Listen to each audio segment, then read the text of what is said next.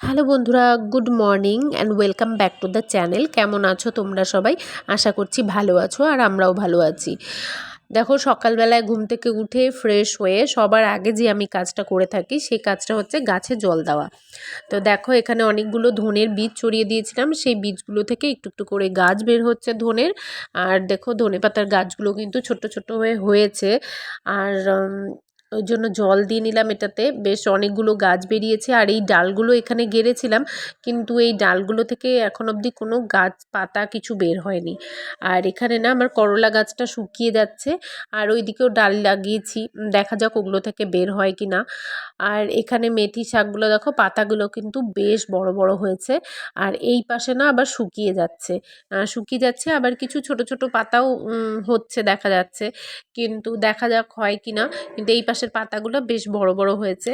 তো আর একটু বড় হলে একদিন তুলবো ভাবছি, কিন্তু একদম অল্প হয়ে যাবে। তো দেখা যাক কি করি না করি। আর এই পাশেও না গাঁদা ফুলের গাছগুলো বেশ সুন্দর হয়েছে। দেখো, এই গাছগুলো কিন্তু বেশ একটু একটু করে বড় হচ্ছে। আর কিছুদিন পর ভেবেছি আলাদা টবে দেব, সব আলাদা আলাদা করে টবে দেবো। আর তার জন্য মাটি কিনতে হবে অবশ্যই।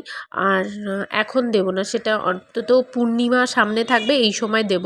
পূর্ণিমার সামনাসামনি যদি গাঁদা গাছগুলো টব পাল্টানো যায় বা মাটি চেঞ্জ করা যায়, তাহলে কিন্তু বড় বড় গাঁদা ফুল যেটা হয় সেটা হয়। আর যদি যে কোনো সময় পূর্ণিমা বাদ দিয়ে যে কোনো সময় যদি আমরা মাটি চেঞ্জ করি বা গাঁদা ফুলের টব চেঞ্জ করি, জায়গা চেঞ্জ করি, তাহলে কিন্তু ছোট ছোট গাঁদা ফুল হয়। তো এটা আমার শোনা কথা, জানি না সত্যি না মিথ্যে। তো এবার পূর্ণিমাতেই ভাবছি করব সেটা। আর ওইদিকে তো দেখালাম তোমাদেরকে বাসক পাতার যে ডালটা লাগিয়েছিলাম, সেটা থেকেও পাতা বেরিয়েছে। আর এখানে দেখো, শীষ পালংগুলো কি সুন্দর হয়ে আস্তে আস্তে হয়ে উঠছে। খুব ভালো লাগছে দেখতে, খুব সুন্দর একদম সবুজ হয়ে রয়েছে, খুব সুন্দর লাগছে। নিজে হাতে লাগিয়েছি, আস্তে আস্তে বড় হচ্ছে। আমার তো মানে দারুণ আনন্দ হচ্ছিল এগুলো দেখে। আর এই পাশের গাছগুলোও বেশ মোটামুটি একটু একটু করে বড় হচ্ছে, গাঁদা গাছগুলোও বড় হচ্ছে। তো সবই আলাদা আলাদা করে টবে লাগাতে হবে। এই গাঁদা গাছটা বেশ ভালোই বড় হয়েছে, কিন্তু এখন অবধি কোনো কড়ি কিছু আসেনি। আর এগুলো দেখো, ইনডোর প্ল্যান্ট ঘরে লাগানো হয়েছে। এই ইনডোর প্ল্যান্টগুলো আমরা গিফট পেয়েছি। বললাম না, কালকে ভাইয়ের স্কুলে গেছিলাম, তো ওখানটায় আমাদেরকে সম্বোধন করেছিল। তো যে গিফটগুলো দিয়েছিল, সেই গিফটে এই ইনডোর প্ল্যান্টগুলো ছিল। তো ভাবছি এবার আরও কিছু ইনডোর প্ল্যান্ট এনে ঘরে সাজাবো। তো দেখি সেটাই বা কবে করি। আর বিশেষ করে ভয় লাগে কি বলো তো, একটু বড় সাইজের ইনডোর প্ল্যান্ট যদি টবে করে ঘরে সাজিয়ে রাখি, আমার ছেলে তো জানো খুব দুষ্টু, আর এখনও খুব ছোট, যদি ভেঙে ফেলে বা যদি ছিঁড়ে ফেলে পাতা, তো আরও ঘর তো নোংরা হবেই, আর জিনিসটা যে সাজাবো সৌন্দর্যটা নষ্ট হয়ে যাবে। তো এক এক সময় ভাবি যে ইনডোর প্ল্যান্ট নিয়ে আসবো, এনে ঘর সাজাবো, আবার মাঝে মাঝে না এসবও চিন্তা করি, এই আর কি। তারপর স্নান করে পুজো সেরে নিয়েছি। আর এখন যাব ব্রেকফাস্ট বানাতে। আজকে ভাইয়ের ছুটি রয়েছে, তো আজকে সকালে ব্রেকফাস্টে বানাবো পরোটা আর ফুলকপি আলু ভাজা। তো ভাই যেহেতু কালকে স্কুলে প্রোগ্রাম ছিল, তো আজকে তার জন্য ছুটি দিয়েছে ওদের।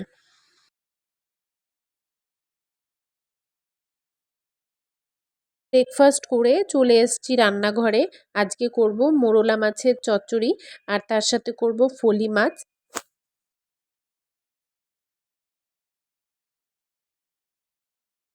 মোরলা মাছের চচ্চড়ির জন্য তেলের মধ্যে কালো জিরে ফোড়ন দিয়ে তার মধ্যে কুচি কুচি করে কেটে রাখা পেঁয়াজ, রসুন, টমেটো আর কাঁচা লঙ্কা দিয়ে সামান্য ভেজে, তার মধ্যে ঝিরিঝিরি করে কেটে রাখা আলু দিয়ে একটু ভালো করে ভেজে নিলাম। তার মধ্যে একটু আদা বাটা দিয়ে খুব সুন্দর করে একটু ভালো করে ভেজে, একটু মশলা চাইলে তোমরা দিতে পারো, আমি খুব একটা দেইনি, একটুখানি ধনে গুঁড়ো দিয়েছিলাম। দিয়ে খুব ভালো করে ভেজে তারপর একটু জল দিয়ে কষিয়ে নিয়ে তারপর মাছ দেবো। মাছগুলো দিয়ে একটুখানি ফুটতে দেবো কিছুক্ষণ। ফুটে এলে ওর মধ্যে ওপর থেকে ধনেপাতা কুচি ছড়িয়ে একটু নেড়ে চেড়ে নামিয়ে নেব। আর এদিকে ফুটছে ফলি মাছের ঝোল। ওইদিকে ফলি মাছগুলো সব ভেজে রেখে দিয়েছি, তোমাদের একটু দেখাই। এই যে ফলি মাছ ভেজে রেখেছি, এই যে মোরলা মাছের চচ্চড়ি রেডি হয়ে গেছে। আর এখন ফলি মাছের ঝোলটা বসিয়ে দিয়েছি। আর এদিকে করেছি পেঁয়াজ কলি আলু ভাজা। আর এই দেখো আরেকজন সারাদিন টিভি দেখে যাচ্ছে। আর এদিকে করেছিলাম ডাঁটা চচ্চড়ি। কাটুয়া ডাঁটা যেটা হয় ওটা নিয়ে এসেছিলো হাসব্যান্ড আজকে। সকালে বাজার গিয়েছিলো, তো ও মাছ নিয়ে আসতে গিয়েছিলো, তখন ভালো ডাঁটা পেয়েছে নিয়ে এসেছিলো। তো আজকে ডাঁটা চচ্চড়ি করেছি। কুমড়ো, বেগুন, আলু আর ডাঁটা দিয়ে কালো জিরে ফোড়ন দিয়ে কাঁচা লঙ্কা ফোড়ন দিয়ে করেছিলাম। এই হচ্ছে রান্নাবান্না।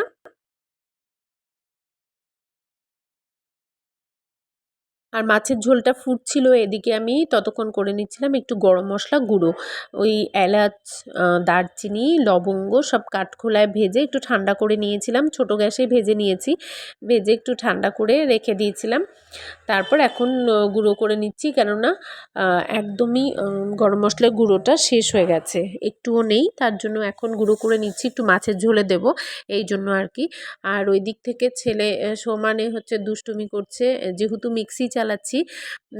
ও এসে বারবার করে দেখছে যে কিসের আওয়াজ হচ্ছে, আবার আওয়াজটাকে ও একটু নকল করে করার চেষ্টা করে। এই আর কি, উঁকি মেরে দেখছিল আর দুষ্টুমি করছিল।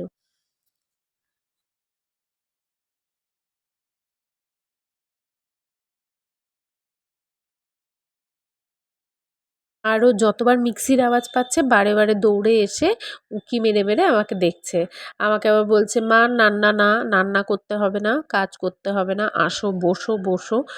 হ্যাঁ, এরকম করে বলছিল। এখন সব কথা বলতে পারে, তো সব কিছু যেটা বলা যায় সেটাই ও মুখে মুখে বলতে থাকে সারাদিন।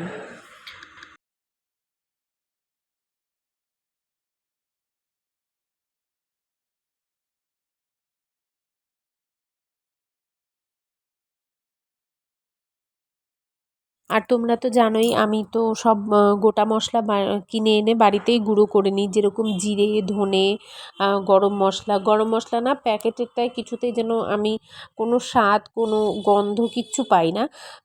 আমি ওই জন্য বাড়িতেই ভালো করে নিজের মতো করে একটু খুব বেশি এলাচ দিয়ে, লবঙ্গ দিয়ে, দারচিনি দিয়ে কাঠখোলায় ভেজে ভালো করে পেস্ট করে গুঁড়ো করে রাখি, যাতে যে কোনো কিছুতে দিলে সুন্দর একটা স্মেল বেরোয়, এই জন্য আর কি। আর বাইরে প্যাকেটেরগুলোতে না সেরকম একটা আমি স্মেল খুঁজে পাই না। ওই যখন প্যাকেট খোলা যায় তখনই স্মেল থাকে, কোনো সবজিতে কোনো কিছুতে দিলে খুব একটা ভালো স্মেল থাকে না। আর সব মশলাগুলো না আস্তে আস্তে যেহেতু মাস আবার শুরু হয়েছে, তো আমার যেগুলো গুঁড়ো করা ছিল সব শেষ হয়ে আবার মানে শেষ হয়ে যাচ্ছে। তো এখন আবার এ মাসে নতুন করে গুঁড়ো করে রেখে দেবো। তাতে করে আমার কি হয়, ১ মাসের বেশি চলে যায় সব মশলা গুঁড়ো করে রাখলে। ১ থেকে ১.৫ মাস আমার সব সুন্দরভাবে চলে যায়। আর এই দেখো এদিকে মশলা করতে করতেই চলে এসছে জেঠু। জেঠুর সাথে গল্প করছিলাম, করতে করতে মশলাটা দেখে নিচ্ছিলাম কতটা কি পেস্ট হয়েছে না হয়েছে, এই আর কি।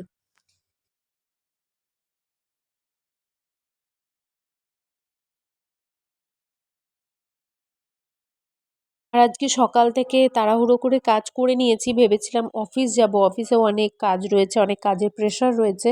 তো গিয়ে ওদের সবাইকে একটু হেল্প করব, কিন্তু আজকে আর যেতে পারলাম না।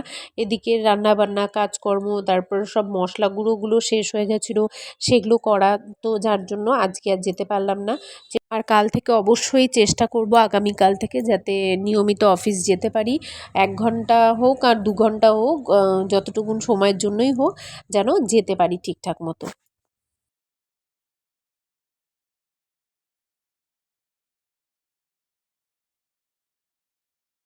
আর খাওয়া দাওয়া করে রেস্ট না করে চলে গেছিলাম রিলায়েন্সে। কিছু জিনিসপত্র কেনার ছিল, যেরকম তেল ছিল, ড্রাই ফ্রুটস ছিল, কিছু মশলা বাকি ছিল, তারপর শ্যাম্পু, এই সব জিনিসগুলো। আর ভিডিওটা বেশি বড় করছি না, আজকে এই অবধিই রাখছি। Tata, bye bye. সবাই ভালো থেকো, সুস্থ থেকো, নেক্সট ভিডিওতে দেখা হবে।